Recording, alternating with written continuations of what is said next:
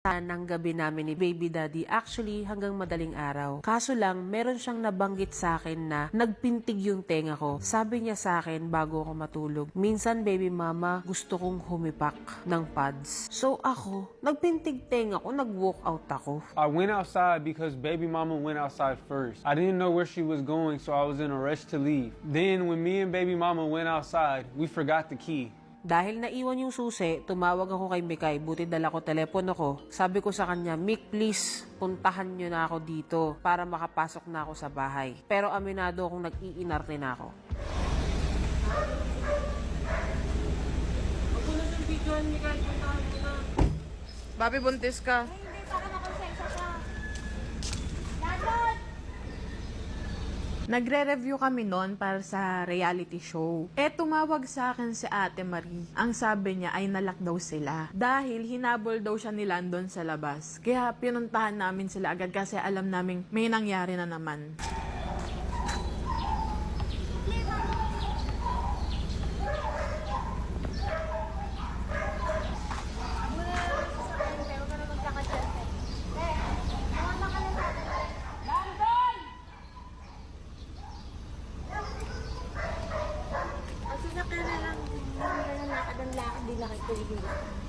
Abaday! Dalawang buntis pinasisigaw mo? Magpapahabol pa ata.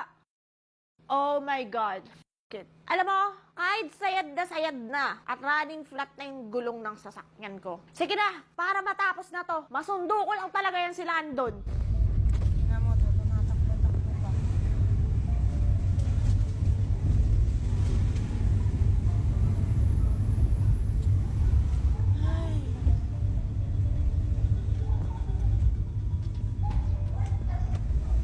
Halika na, sumakay ka na dito. Sumakay ka na.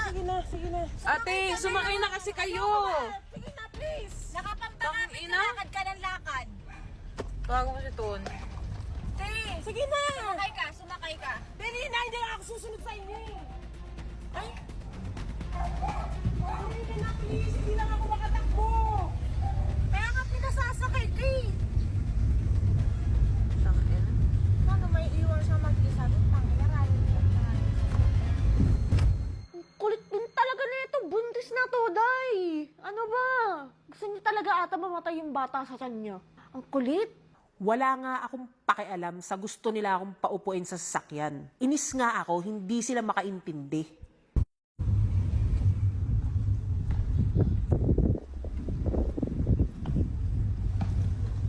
Hey, Landon, are you just gonna leave ate like that? There's two pregnant women here chasing for you. What the f***? What are you talking about? You need We keep on calling you. Huh? Wait, I keep on shouting. You didn't hear me? How did I leave her? Did y'all not just help her? What did I just told you? What did you just... Bro, we haven't slept yet. Me either. We're working. Me either. What is your We're point? working. Me either. I haven't slept yet either. What's your point? Why are you leaving your woman? Because... Am I the one who put the inside of her? Are you pussy? Bro, who you talking to, bro? You! You lost your mind. Where's your balls? Talk to me when you got a hold of yourself. I don't know who you think you're talking to. Now you like that. After you got her impregnated, you're gonna leave her like that? What the f*** is wrong You with don't know you? what she been saying to me this whole time, bro. You She's just take pregnant. You did that to her. Like, what Kumalma ka, you saying, papi. bro? What are you saying, bro? You just taking her side this whole time. No!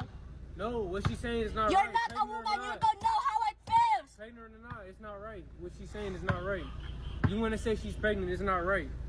I ain't say no up shit to her this whole time. I'm tired of it. How about that?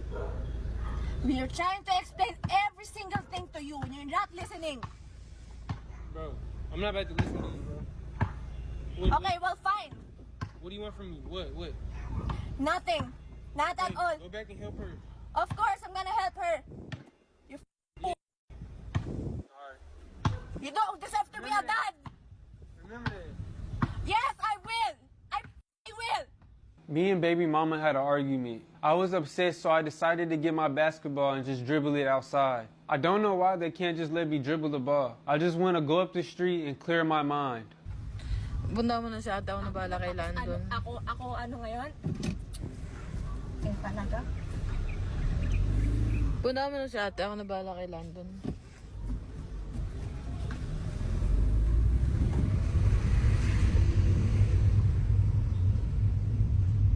Ate, sumakay ka na. Walang pakialam yan sa'yo. Pagkarating ko doon, putang ina, nagulat ako. Imbes na maayos sila, tang ina, narinig ko nagsisigawan. Eh sana ako na lang yung sumugod. Bakit pa sila nakisali? Ako na papi, bababa ako. Bumaba ka. Go! Landon. Landon. Landon. Nakainom siya. Wag mo niyong Come on, let's go home. Let's go home. Come on. Okay? Bro, It's fine. then put her in the car. Why are you still talking to me, bro? She won't let me. Stop talking to me. Ako nag-iinarte tapos may dalawang poke na gustong mag-inarte. Tapos si Papi, feeling asawa pa. Papi, di mo asawa yan. Imagine 3 girls are just trying to argue. I don't have time to talk back or even respond because I don't want to be disrespectful. That's why I said stop talking to me.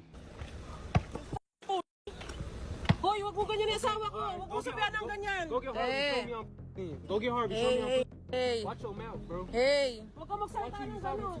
Watch who you talking to. Watch your door. Go get Harvey. Go get Tumahimik ka Harvey. nga. Show me I'm Papi. Go get Harvey. Show Papi, me I'm sige na, sige na. Nakainom sila. Andun niya eh. They kept getting on my nerves and I just lost it. Sige na, sige na. Baby daddy. Baby daddy, di ka ba? Hindi ka pwede magmamahal. Go get Harvey. Show me I'm Y'all weird, bro. Y'all doing this shit all for attention, bro. Ay, nako, basta sobrang pikon ko, as in talaga. Sobrang mali. Ang daming mali. Ang labo nyo. Basta, bahala na kayo dyan. Ayoko na talaga ma-involve sa inyo ever.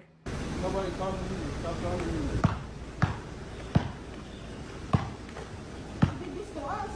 I didn't do shit to you. Ayun na shouting to you and you're not... I told you go inside. I didn't do shit to you. You was already at home. I said go inside. in the house. You was with her. No, we will go because they're going back to their house because the flat She was supposed to let you inside. I said go inside. I won't by myself alone in the house. You will leave me alone eh. I didn't leave you I'm alone. not the responsibility. You wasn't alone.